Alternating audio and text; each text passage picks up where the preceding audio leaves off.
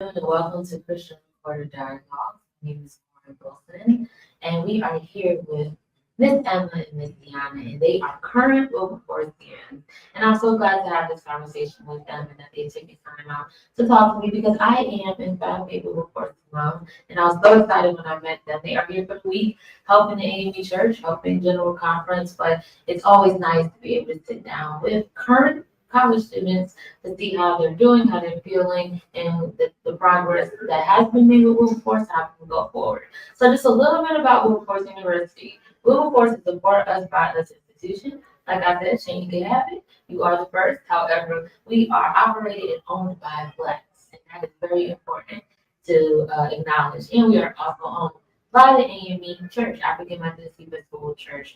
And it's just an honor and a privilege to have attended that school, but also sit with them. So we are just going to get right to it, and I'm excited about this conversation. I think the first thing is really important to establish is that Wilberforce is an HBCU, Historical Black College and University, and those are extremely important. There are about 101 of them around. So my question to you, Emma, is why did you choose an HBCU in particular, but also why did you choose? Well, for me, my goals and visions were to speak with and I have a strong belief that history should be taught its full truth and its entire truth. And I wanted my truth to not be hidden from me. So at HBCU was my choice automatically. I had my heart set on attending HBCU because I was determined to know my facts, know my history, know my rights as a Black. Now, as far as Wilberforce, for me, was the historical significance.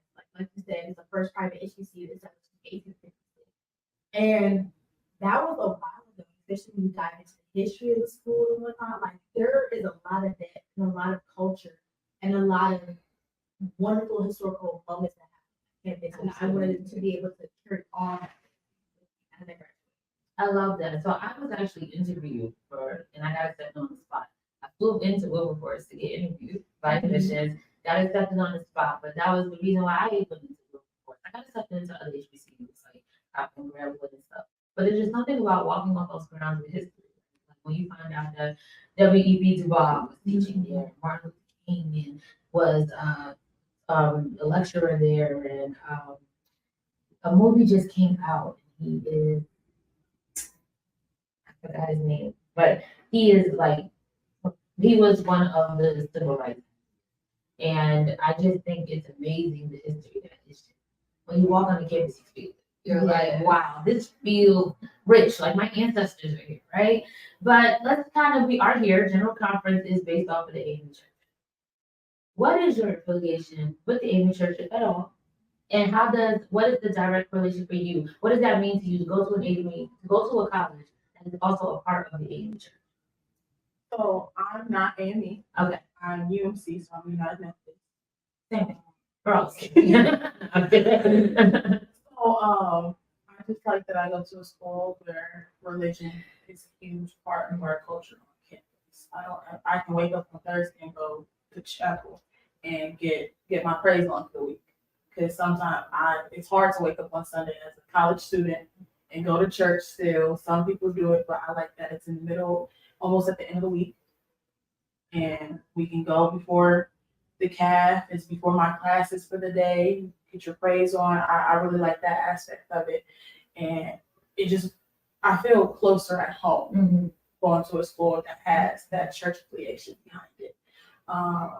When I get depressed, I know I can go to our reverend on campus and he can help me pray it out. Other than the other school that might not have any reverends on campus that won't help me. I love that.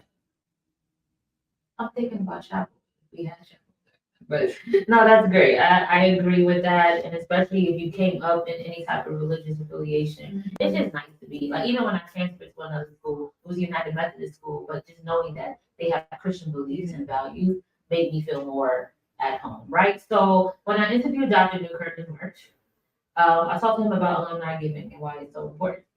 HBCUs are in a crisis right now when it comes to funding, public and private, but especially private. And Wilberforce is always struggling financially.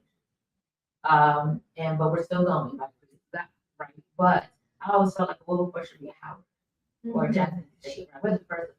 Black Harvard. A Black Harvard. Can you talk to me quickly just about the importance of alumni giving, or just giving period, but specifically for alumni like myself to give back to the university and why? Well, I think honestly right now, especially with the political climate, Black education and Black history is so significant, so important. Knowledge is power. And that is how we have been able to come so far, and that's how we are continuing to grow. So I think that reason alone, that one single reason alone by itself should be enough to motivate any alum.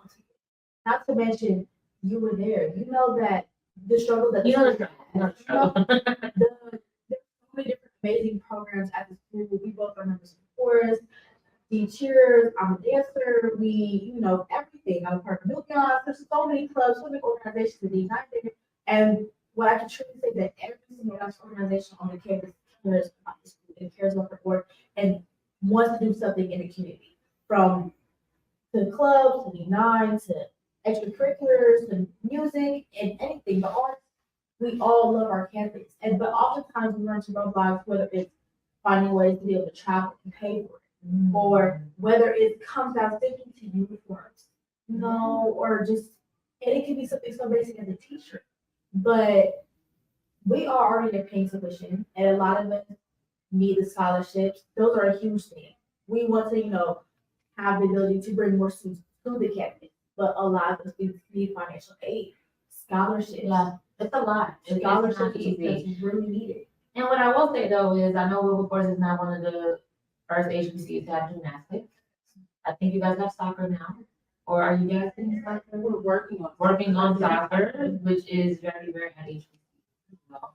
So I agree with you. And even if alum cannot give back financially, there's other ways that you can give back. Beautification of the campus, lending your bus themselves to help with. So I encourage all alum to help in any way that they can.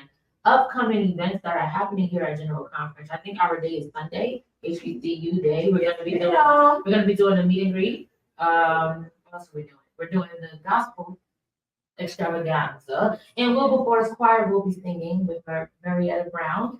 And I think the band's gonna be here as well. We encourage all of you to wear all your para, not just Wilberforce, but any HBCU, especially any AME HBCU. We have Paul Quinn and other schools as well, Edward Waters. So this has been a pleasure. I just love sitting with you all and just learning and just seeing that you guys are keeping the legacy going and keeping it standing. And Wilberforce will always be dear and true to all of our hearts. I think that's it. And if you want different information, we can provide it for you in ways that you can support. Wilberforce is only an hour away, so if you have your car, maybe you want to go down the road and see it. There's not much there in Xenia, but if you want to see it, but I appreciate it. So thank you, ladies, for taking your time out your busy day to be with me. And for those who are watching, thank you. And we will have more upcoming coverage on elections and other amazing dynamic people. So thank you. Goodbye.